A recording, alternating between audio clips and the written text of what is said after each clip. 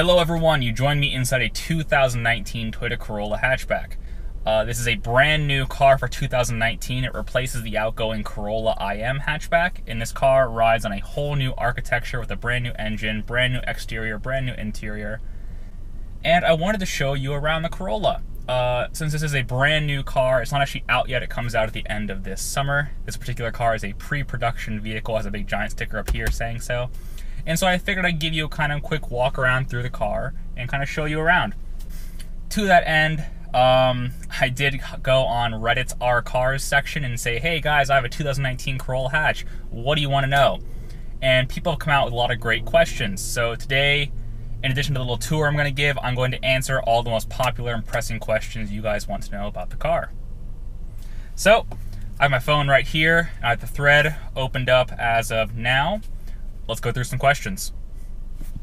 Okay, the first question is from user Winter Momo. How does it feel compared to the outgoing Corolla IM in terms of steering feel, ride quality, interior noise level?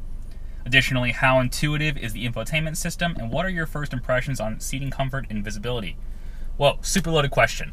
All right, let's try and knock it out from top to bottom. How does it feel compared to the outgoing car? Well, to be fair, I don't have that much experience with the Corolla IM. I was only in one very briefly, but this does seem to be a massive step up, especially in terms of interior refinement on both materials, kind of level of quietness, and premium ride quality. How intuitive is the infotainment screen? Well, this car uses Toyota's latest version of Entune 3.0, which is a big screen right behind the camera. I'll cut to this right now. Entune, it's a bit plain looking. I'm playing with the buttons right now. It's a bit simple, but as a result, it's very intuitive, very easy to use, pretty quick to the touch. You'll never get lost or confused with the system. First impressions on seating comfort and visibility. Okay, seating comfort, excellent. This car has really cool two-tone seats with a leather bit and a cloth bit with a neat texture pattern going on here. Big fan. I've not gotten uncomfortable yet, and I've done a couple little trips in this car and I've not had a problem yet. Visibility, excellent. Very good, thank you for asking that. The car has a massive windshield which is raked really far, so the windshield's massive. It has a lot of glass all around it. There is no like 3/4 glass back there, but the hatch glass is so large it's not really an issue, and especially with the standard backup camera on this car, it's very easy to park and very easy to see. There's no massive blind spots or anything. Okay, next question's a super loaded one. Thank you for keeping it nice and difficult. Amazing 2019 asks, how is it comparison to the Civic hatchback? Great question. The Civic hatchback, specifically the Civic Sport hatchback, is a direct competitor to this car, especially in the Corolla Hatch XSE trim, which is what this car has. So, perfect question. Very loaded question, too. I'll try to keep it nice, short, and sweet. Wait for the review to come out. But in short, exterior-wise, I think this is much more interesting. No. Bad choice of words. Exterior-wise, I think this is a cooler looking car. The Civic has a lot of very interesting angles and creases, but I think this is a better execution of this new modern Japanese styling we're seeing. Interior-wise, I think it's kind of a toss-up. It's all personal preference. I think the Civic interior looks more upscale and fancy, but the trade-off is the Toyota interior is much more intuitive and everything falls to the hand much more nicely. What else do we got? Oh yeah, drive-wise. Again, I'm going to try and save this for the review, but in short, turbo versus naturally aspirated. The new Civic Sport has the 1.5 turbo, and this has a brand new 2-liter naturally aspirated M20A engine from the Dynamic Force family. So totally different turbo versus NA.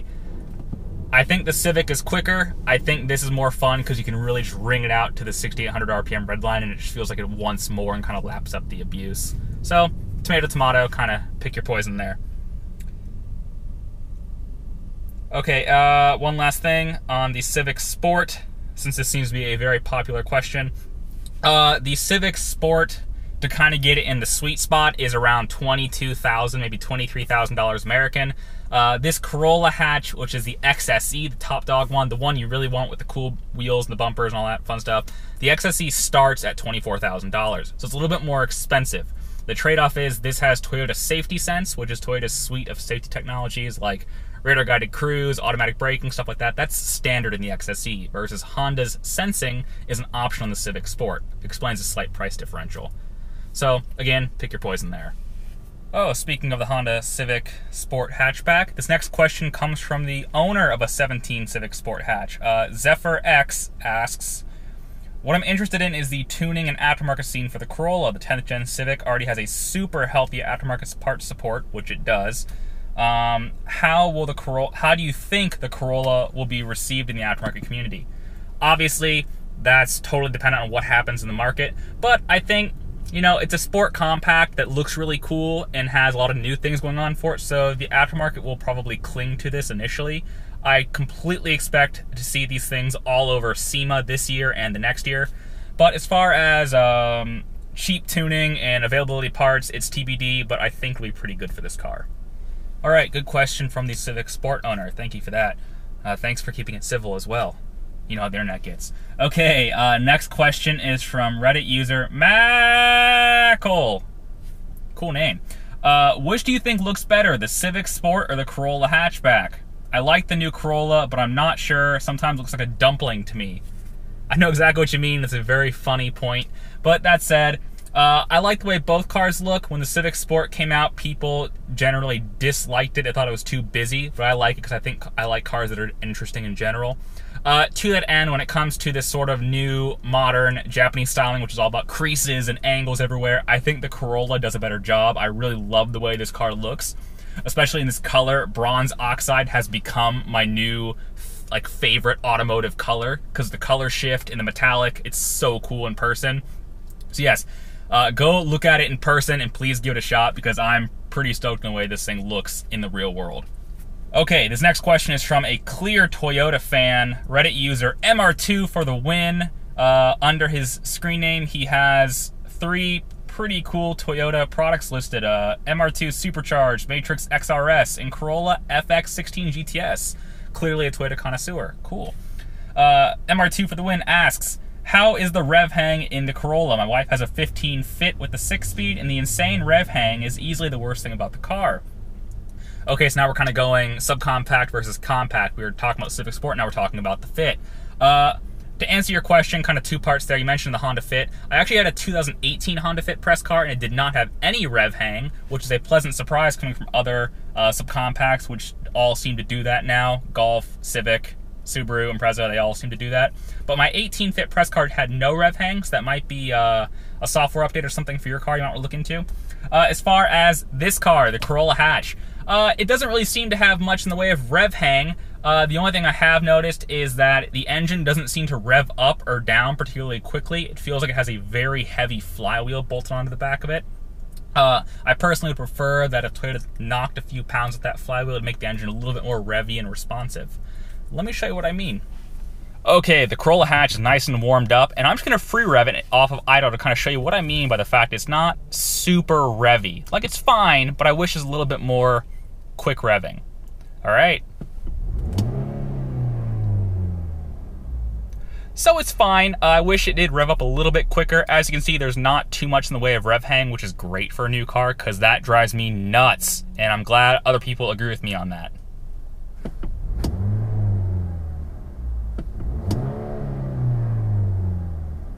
Thank you for the rev hang question. I really appreciate that. I'm glad to see other car enthusiasts kind of also on the same page. Oh, manufacturers, stop putting rev hang in your cars. There's better ways to get to your emissions targets. It drives driving enthusiasts nuts. Please cut it out. User, oh man, I'm going to butcher this pronunciation. Mike Lucier159 asks, well, it's not really a question, it's more of a statement. Can you yell at Toyota for me for not letting me have the sunroof with a 6-speed? Okay, this comment brought off a ton of argument in the Reddit post. You have a lot of people like me who are like, I hate sunroofs, I hate them in every car, please don't have them. But there are just so many people saying, I love sunroofs because it kind of gets rid of the coffin feeling of some cars that have all black interiors. As to why this car does not have a sunroof, I really don't know. Again, I'm not a pro sun, I'm an anti-sunroof person.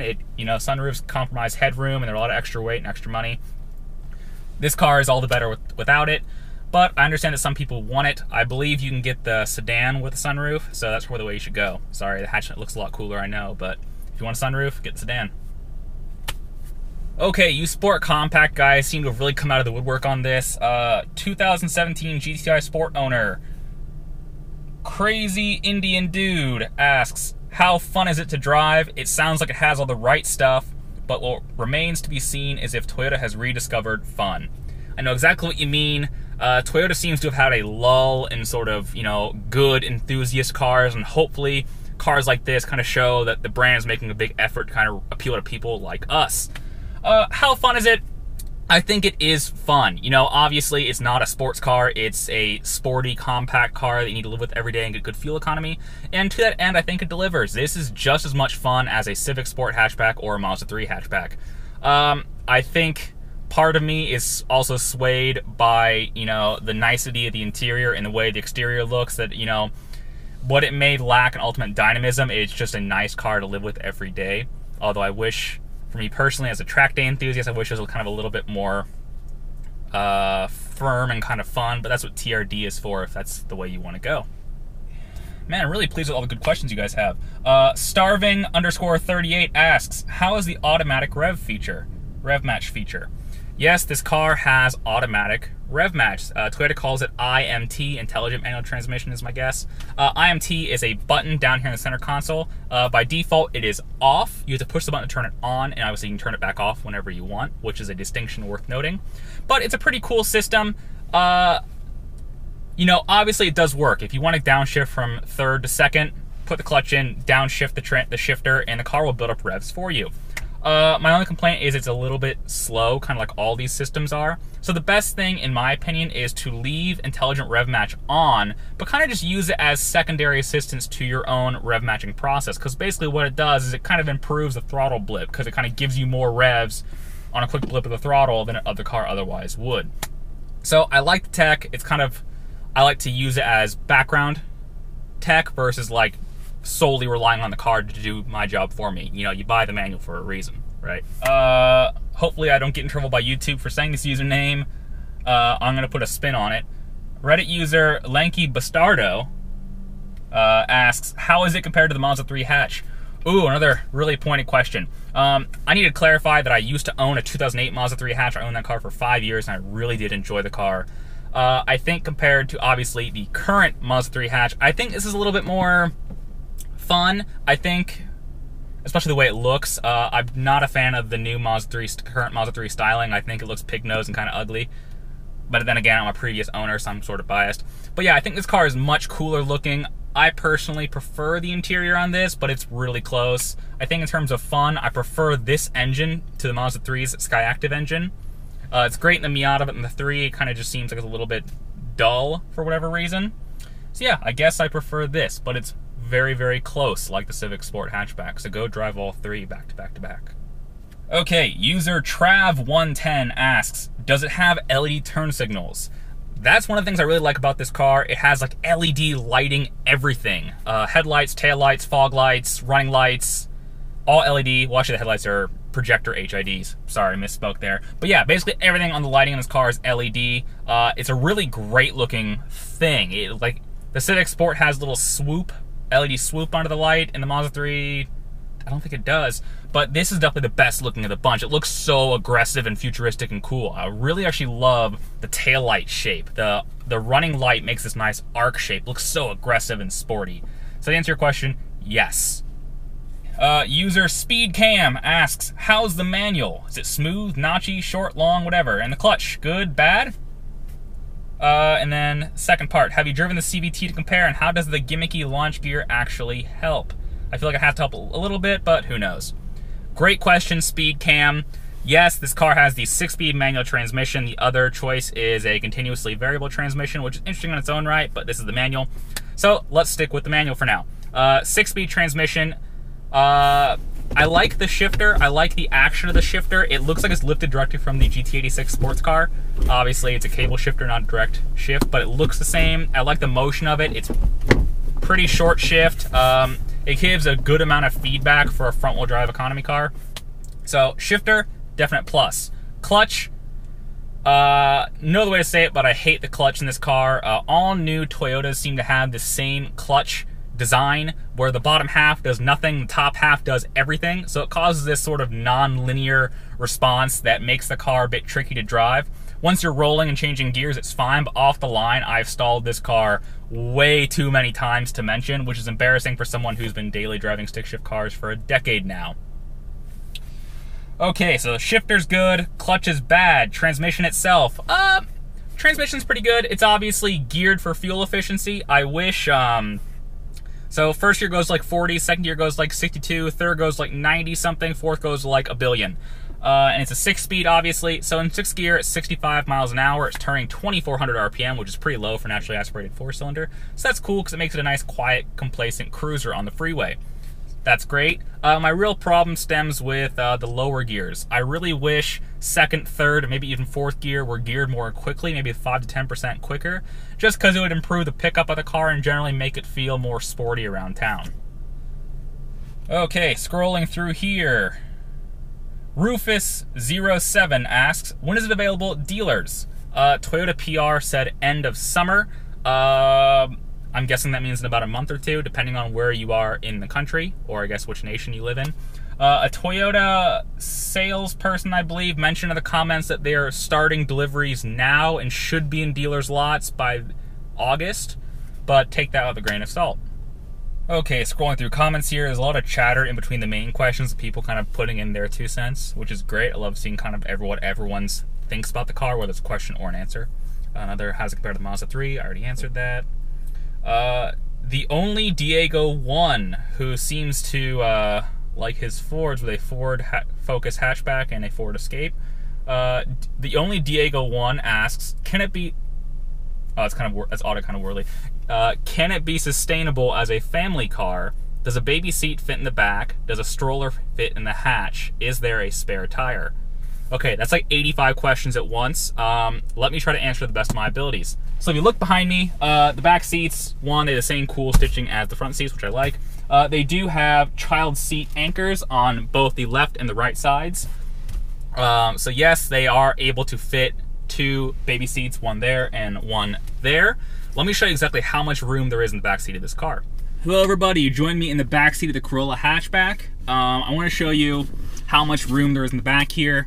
It doesn't really directly answer the kid seat thing, although there are anchors here. You should be able to fit 2 kid seats back here, no problem. But just for the sake of comparison, the front seats are in my driving position. I'm 6'1", 185 pounds, give or take, depending on the day.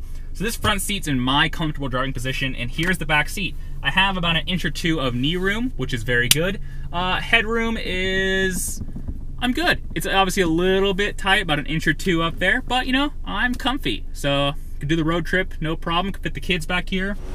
Okay, I'm outside the Corolla right now, and you asked about the hatch space. Let's go take a look. The hatch release is down here. Pop that open. And as you can see, I have the full week of auto journalist groceries. You know, that's all we can afford with our salary. But yeah, looking beyond all my groceries, here is the hatch area on the Corolla. It has the little cover here, which is nice, so no one tries to carjack you, or I guess take your stuff. Has the mat. Trunk space is a little bit small, just because the floor seems to be really, really high on this car. Let me show you why. Get my groceries out of the way. And let's see if I can open this thing. Okay, so we do have a jack, tools, car cover, which is interesting, and a spare tire right here. There's also this big cardboard thing that the spare tire sets on, as well as this enclosure that has the jack, tools.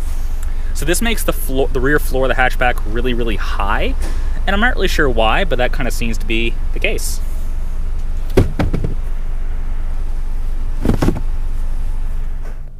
Okay, this is another question where I got several people asking the same thing, and I actually really like this question. Does it blend? Asks multiple users. Well, the real thing is, Blendtec blenders, they can blend anything.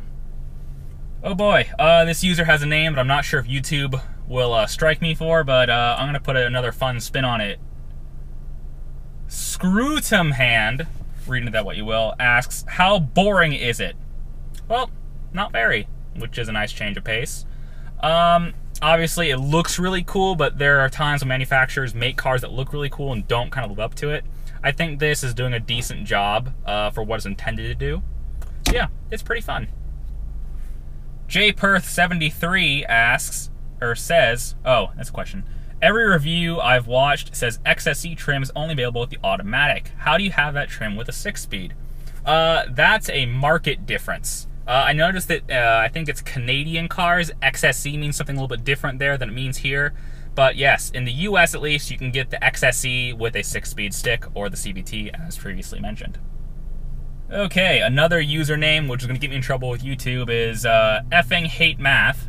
Effing Hate Math asks, do you feel like it's similar to the Lexus CT200H? There are a couple CT200H owners in the comments asking that, and I see why. Toyota hatchback, Lexus hatchback. I'm not sure if they ride in the same architecture or not, because I'm pretty sure this is the next generation architecture, but correct me if I'm wrong on that. I don't have Wikipedia in front of me. But no, it doesn't really feel the same really at all. It's obviously a hybrid versus a gasoline engine and a Toyota versus a Lexus. That said, the materials in here are a marked improvement over the previous Corolla. So I guess in that way, it's closing the gap a little bit. Captain Arsehole, who must be an Australian based on his list of cars here, what's the quarter-mile time? Not that fast. Obviously, it's supposed to be fun to drive. It's not fast at all. My butt dyno says if you got a really good launch with the 6-speed, it's doing mid to high 15-second quarter miles. I'm guessing the CVT in this car is slower, probably doing mid to high 16-second quarter miles with the automatic. Okay, I really like this next question. User Caribbean Dreams asks, can you grab a tape measure and give me the interior length from the top of the passenger side dashboard to the closed hatch interior? Similarly, does the front seat fold forwards? With the rear seats down and headrests off, can the front passenger seat, if moved fully forward, get a full recline? Okay, so you're asking, does this seat fold forwards, or can you fold it completely flat? Surfboards need to know this. Well, Mr. Caribbean Dreams, I have a tape measure, and we're going to find out. Okay, so the Corolla hatch basically forms a flat floor back here. Let's see what we can do about the passenger seat. Okay, so with the seat slid forward and the passenger seat folded back, it looks like the passenger seat can go further back, but it's hitting the back seat here. But we have a pretty open cabin at this point, so let's do some measuring.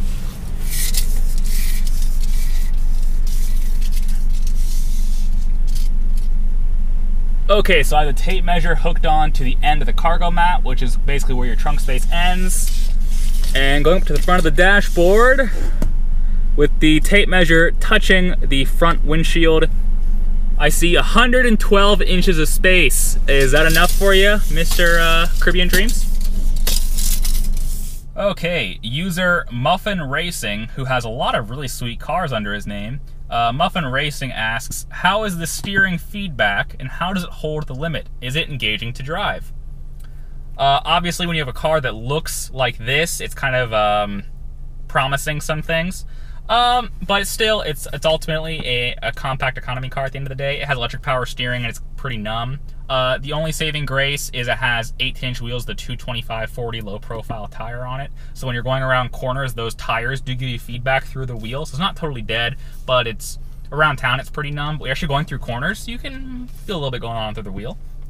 How does it hold the limit? This car prefers to understeer at the limit, which for a front-wheel drive economy car is not particularly surprising. It doesn't seem to really want to oversteer ever, even if you're throttle steering the car. Autocross guys will know what that means.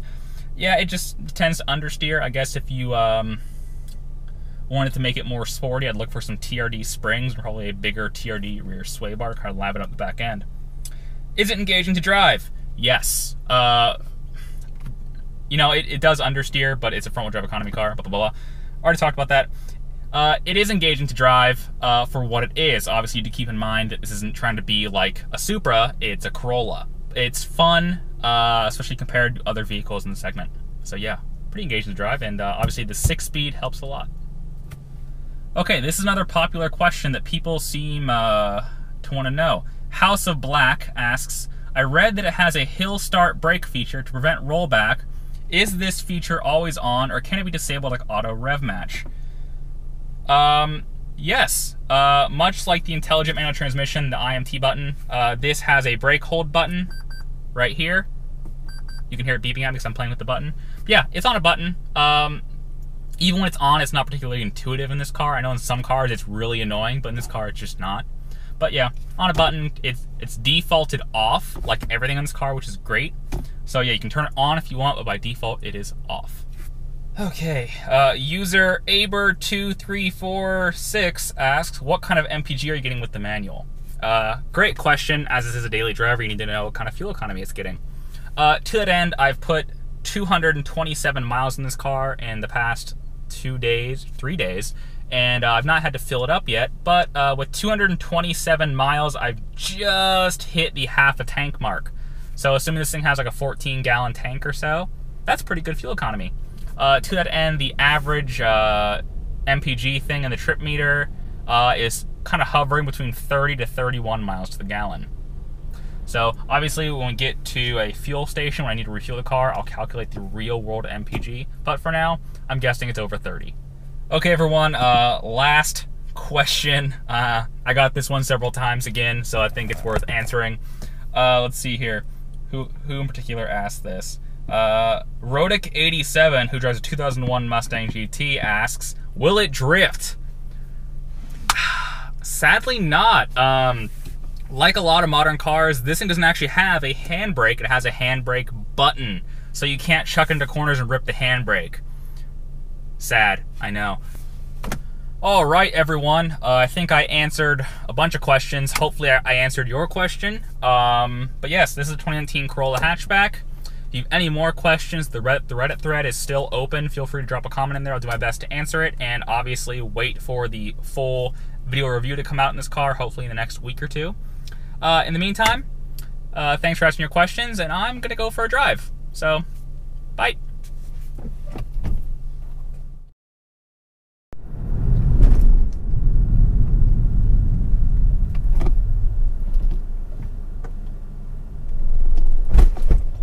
Damn it. Oh, this clutch kills me.